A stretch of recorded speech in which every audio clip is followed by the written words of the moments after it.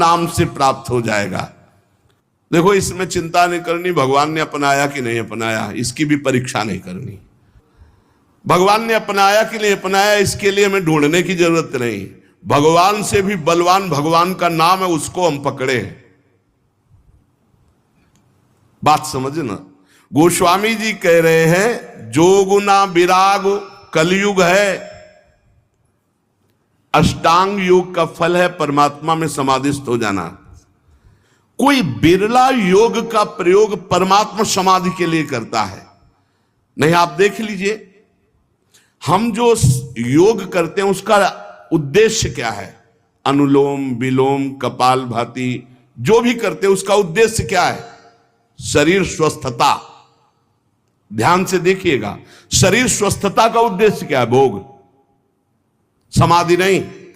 जो अष्टांग योग का फल है समाधि, कलयुग में नहीं रह गया।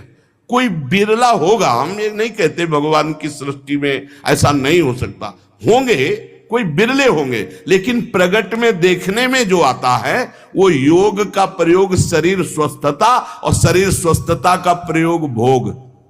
आप देख लीजिए, गोस्वामी जी कहते हैं कि अब मैं देख रहा हूं कलयुग ने अष्टांग योग में भी अपना प्रवेश कर लिया, जिससे योग का फल जो चित्त वृत्ति का निरोध करके परमात्मा में समाधिस्थ होना है, गया। कोई बिरला होगा। फिर कह रहे हैं न विरागु, वैराग्य, क्या वैराग्य रह गया है? जो वैरागी महापुरुष पीछे हुए हैं, अब वैराग्य क्या रह गया? क्या वैराग्य रह गया है? केवल नाम मात्र का वैराग्य रह गया। वैराग्य किस बात का है?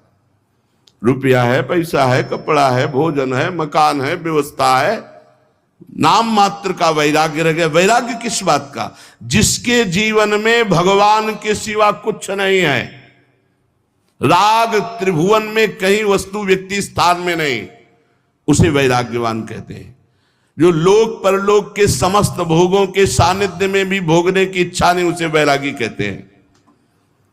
गोस्वामी जी कह रहे हैं, मुझे वैराग्य में भी दम नहीं दिखाई दे रहा कि भगवत प्राप्ति करा सके, क्योंकि वैराग्य में पाखंड का प्रवेश हो गया।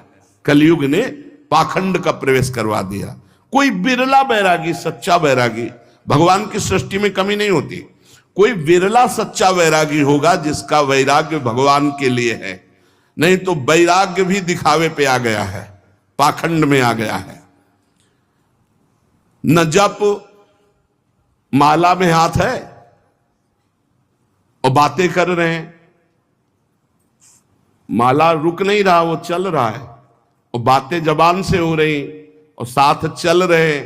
क्या जप हो रहा है? किसका जप हो रहा है? जप तो तब माना जाता है जो जप कर रहे हैं वो हमारे ध्यान में है, वही हम सुन रहे हैं, वही हम बोल रहे हैं, उसे जप माना जाता है। तीन बातें जप में होनी चाहिए। जो हम जप रहे हैं वही सुन रहे हैं, वही हमारे ध्यान में है। राधा तो दिखाई दे रहा है, राधा लिखा, सुनाई दे रहा है राधा, और हम बोल रहे हैं राधा, और फिर एक मन का सकिला, फिर राधा, फिर एक मन का सा, वो जप। अब जप में भी 11 माला कहा है, हो जाए हर 5 मिनट में घड़ी में, और जल्दी जल्दी, स्वाद नहीं, रुचि नहीं, मन नहीं, बस। कोई कोई तो ऐसे माला सरकाते कि हमें लगता है कि अगर रा बोले तो भी नहीं सरकेगा।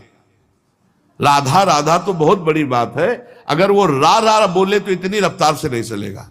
अब पता नहीं कैसे ऐसे माला सर सर घूम रहा है। माला घूमने से भगवत प्राप्ति होगी क्या? माला घूम, देखो ये माला है, काउंटर है, ये चीजें मन लगाने के लिए हैं। असली तो जब श्वासों की माला में, धड़कन में नाम चलता है, रोम रोम आनंद से खिल उठता है, ये प्रारंभिक दशा है।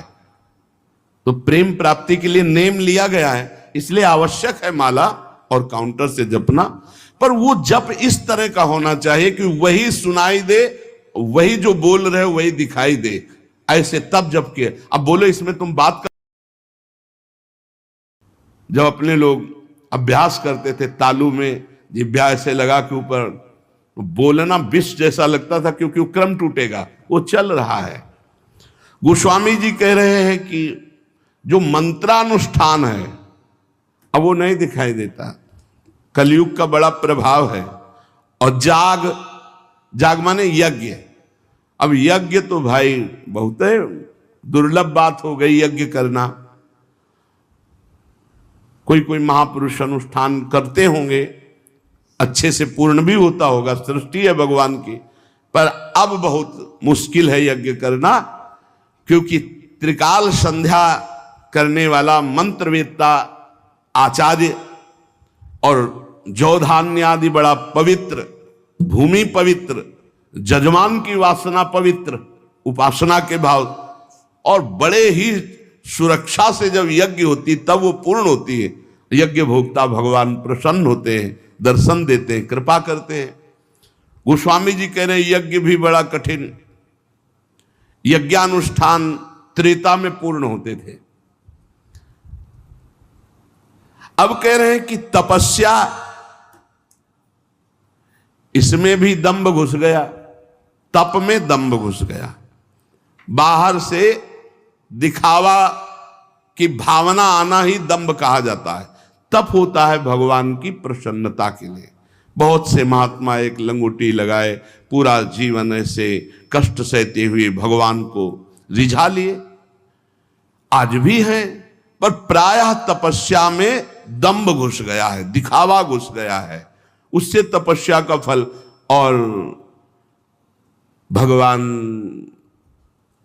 तपस्या समर्पित करके दैन्य होने से भले मिल जाए, नहीं तपस्या से भगवान को नहीं खरीदा जा सकता। तप के द्वारा भगवान को खरीदा नहीं जा सकता। तप में शक्ति संचय होती है, पर अहम त्याग करके वो तप भगवान को समर्पित कर दे तो भगवान की प्राप्ति हो जाए। पर शुद्ध तप, तप का अर्थ होता है ताप सहन करना। जैसे काम हमारे हृदय में ताप देता है, क्रोध हमारे हृदय में ताप देता है, लोभ मोह देता है, इनको हम सह जाएं।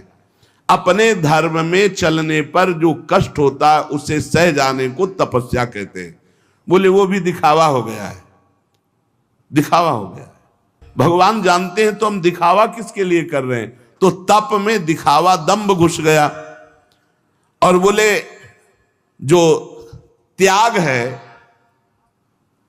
जोग न विराग जप जाग तप त्यागो,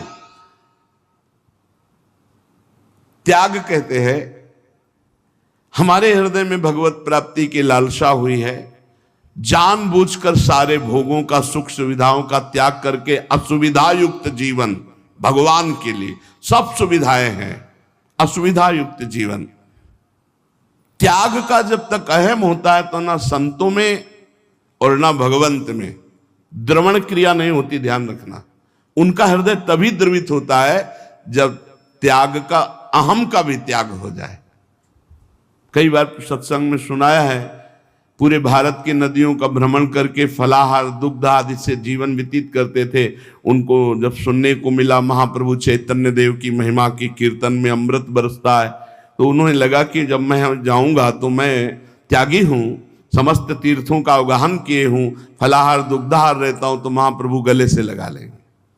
कीर्तन में पहुंचे, जे भी पहुंचे तो महाप्रभु का कीर्तन रुक गया और कहा कौन बहिर्मुख पुरुष आ गया जिससे कीर्तन का रस सूख रहा है। और वही आए हुए थे, बोले हटाओ इनको, हटा दो। अब वो जो दूर जा करके खड़े हुए और रोने लगे कि प्रभु क्या मुझ जैसे अधम का आपके चरणों में कोई स्थान नहीं मिलने का। अगर आप जैसे महापुरुष, अंदर से प्रार्थना करते हैं, आप जैसे महापुरुष मुझ जैसे अधम को स्वीकार नहीं करेंगे, फिर मेरा उद्धार कैसे। महाप्रभु दौड़ पड़े और जाके गले से लगा लिया और कीर्तन में उन्मत्त कर। अहम का त्याग, त्याग की स्मृति का त्याग, दैन्य भाव। तो त्याग का भी महत्व भगवत प्राप्ति नहीं करा सकता। तीरथ न धर्म जानो वेद विधि किमि है। अब तीर्थ, ध्यान देना, आप कलयुग की चाल का ध्यान देना, आप सब हृदय वाले हैं। घर गृहस्थी में उतने पापाचरण की वृत्ति नहीं आएगी जितना तीर्थ में आने की संभावना है। क्यों? क्यों आने की संभावना है? कलयुग की कुचाल है कि यहां का पाप वज्र की तरह होगा, तुम्हारी दुर्गति होगी।